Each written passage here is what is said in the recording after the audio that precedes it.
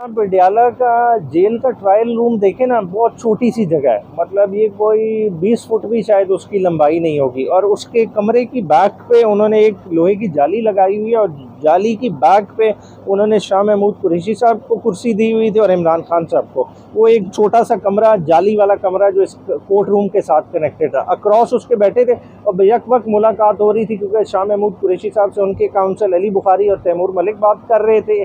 Left side पे, right side पे खान साहब कुर्सी पे बैठे हुए थे। उनसे पहले न्याजुल्लाह न्याजी साहब ने बात करनी थी, उन्होंने की। फिर शादाब हुसैन जाफरी साहब की बात हुई, सलमान सफदर साहब की, आखिर में मेरी बात हुई।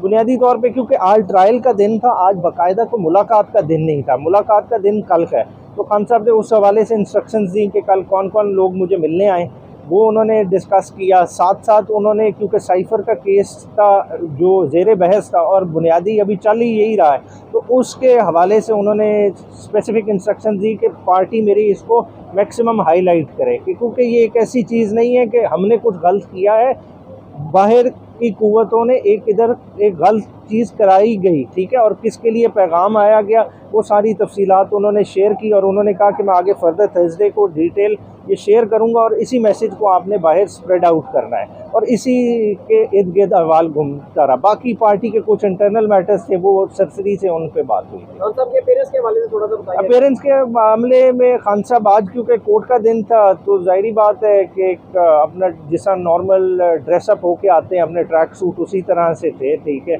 बाकी जो है ना, क्योंकि कल बाकायदा होगी, क्योंकि देखें ना, खान साहब और हमारे दरमियान एक जाली का गैप था, उसमें बाकायदा इवन बात करना मुश्किल था। वो मतलब बड़े डिफ़िकल्टी से जो है ना बात हो रही थी, और एक सरसरी थी 5 से 7 मिनट की गुफ्तगू थी, उसमें आप जाहिर बात है कितनी इन्फॉर्मेशन कह रहे हैं। खबर चल रही थी खान साहब कमज़ोर हो गया, तो ये धक्के पड़ गए, इस हवाले से थोड़ा सा देखिए, बज़ाहिर देखें खान साहब प्रेजेंस उनकी, जिस तरह खान साहब की एक टावरिंग पर्सनालिटी है, ठीक है ना। खान साहब का आप ये कहें कि जी कमज़ोर या उस तरह के, खान साहब की प्रेजेंस होती है। खान साहब जिधर हों पता लगता है कि इमरान खान मौजूद है, ठीक है। बाकी जो उस तरह की डिटेल है कि जी किस तरह का खुराक है, क्या है, थर्सडे को कल डिटेल मुलाकात होगी, इंशाल्लाह ताला सारा अहवाल आपसे शेयर करेंगे। वो डील के लिए जो अप्रोच किया जा रहा है, इस सवाल अच्छा, ये आपने बड़ी इंटरेस्टिंग, ये मैंने बात नहीं की, खान साहब ने डायरेक्ट खुद कही कि बाहर जाके क्लियरली कह देना कि हमारी कोई डील नहीं है। मतलब ये मैं पहले भी अटक से बाहर भी खान साहब का पैगाम दिया था कि डील हमारी किससे, हमारी आवाम के साथ डील है।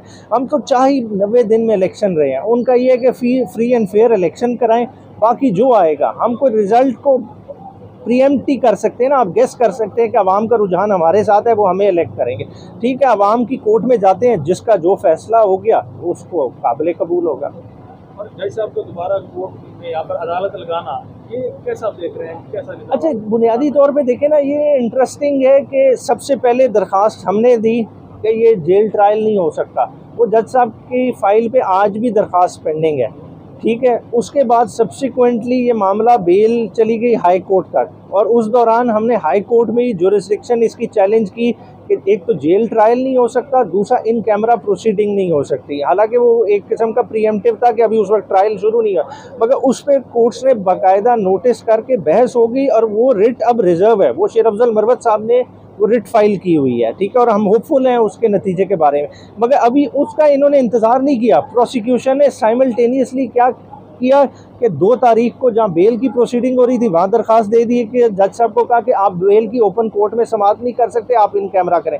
साथ ही साथ उन्होंने वो ही दरख्वास्त इधर भी दे दी, जिसकी वजह से आपको पता होगा कि ये ट्रायल की तारीख 10 तारीख थी, इसको शॉर्ट करके आज के लिए लगाया गया। तो आज इसी पे डिस्कशन हुई, क्योंकि हमें उस दरख्वास्त का पता चल गया था, तो उसके हमने काउंटर में उसका जवाब बनाया हुआ था कि आपको प्रोसीडिंग स्टे करनी पड़ेंगी, क्योंकि हाई कोर्ट को फौकियत हासिल है, ठीक है। हाई कोर्ट की कोई भी डिक्टम आप पे बाइंडिंग है, ठीक है। तो उसी के लिहाज, उसी की आर्गूमेंट सुनते हुए जज साहब ने इस मामले को इल्तवा में रख लिया। उन्होंने कहा ठीक है, आज हम नकूल नहीं तकसीम करते, वरना प्रोसिक्यूशन का इरादा यही था कि आज नकूल तकसीम हो जाए और फिर 7 दिन बाद की डेट बढ़ेगी, उसमें चार्ज फ्रेम हो जाएगा। तो ऐसा कुछ नहीं हुआ, नकूल तकसीम नहीं हुई। जज साहब ने हाई कोर्ट में ही प्रोसीडिंग को पेंडिंग मद्देनज़र रखते हुए इसको इल्तवा में रख लिया।